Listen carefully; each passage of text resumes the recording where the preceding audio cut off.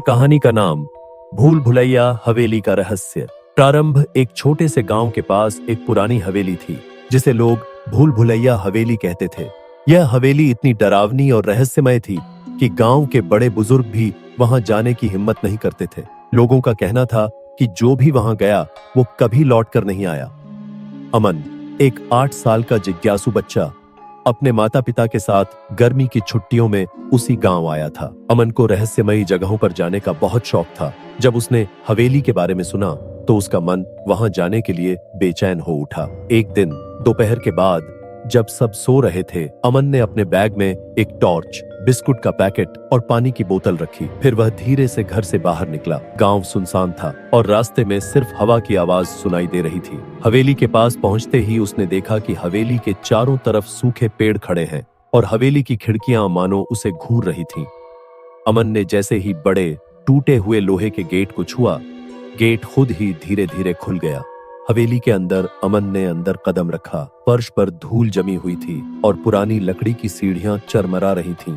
दीवारों पर अजीब पेंटिंग्स टंगी थीं। एक पेंटिंग में एक बच्चा था जो सीढ़ियों पर भाग रहा था, लेकिन उसके पीछे एक काली परछाई थी। अमन आगे बढ़ा, तभी एक ठंडी हवा का झोंका आया और दरवाजा जोर से बंद हो गया। अमन डर तो गया, लेकिन उसने हिम्मत नहीं हारी। उसने अपनी टॉर्च जलाई और एक कोने में देखा। वहां एक पुरानी घड़ी थी जो खुद ही टिक टिक कर रही थी, जबकि उसकी सुइयां टूटी हुई थीं। अचानक एक धीमी और डरावनी आवाज गूंजी, अमन, तुम यहाँ क्यों आए हो? अमन चौंक गया। उसने चारों तरफ देखा, लेकिन वहाँ कोई नहीं था। आवाज फिर आई, तुमने एक खतरनाक खेल शुरू कर दिया है। अगर बाहर जाना है तो तुम्हें मेरे सवालों का जवाब देना होगा। हर गलत जवाब तुम्हें और गहराई में ले जाएगा। अमन ने साहस जुटाकर कहा, ठीक है, मैं तैयार हूँ। पहला सवाल, आवाज बोली। पहला सवाल, डर किसे कहते हैं? अमन ने थोड़ी देर सोचा। उसके दिमाग में वो सारे पल आए जब उसे डर लगा था, अंधेरे से, अकेले होने से। फिर उसने कहा, डर वो होता है जब हमें समझ नहीं आता कि क्या हो रहा है, लेकिन अगर हम डर का सामना करें तो वो गायब हो सकता है। आवाज हंसने लगी, शाबाश, लेकिन ये सिर्फ शुरुआत है। अमन आगे बढ़ा। उसने देखा कि हवेली के कमरे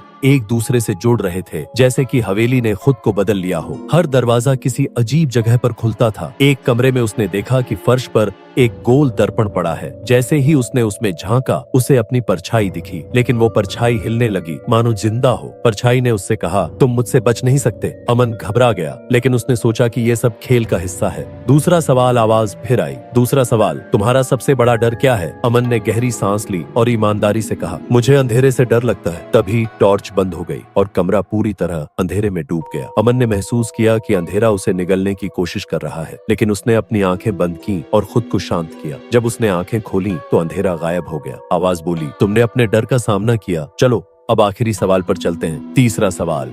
अमन ने एक बड़े कमरे में प्रवेश किया।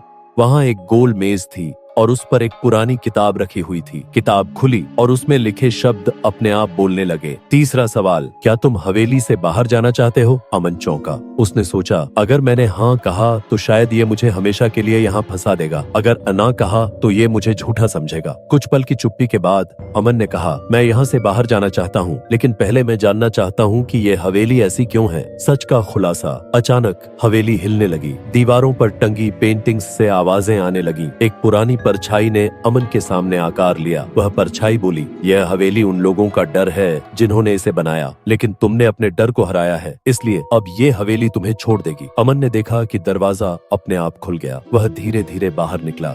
अंत जब अमन बाहर आया और पीछे मुड़ा तो हवेली गायब हो चुकी थी। वहाँ सिर्फ खाली जमीन बची थी। अमन समझ गया कि असली डर हमारे दिमाग में होता है। वह घर वापस आया और अपने माता पिता को सब कुछ बताया। संदेश, डर को हराने का सबसे अच्छा तरीका है उसका सामना करना।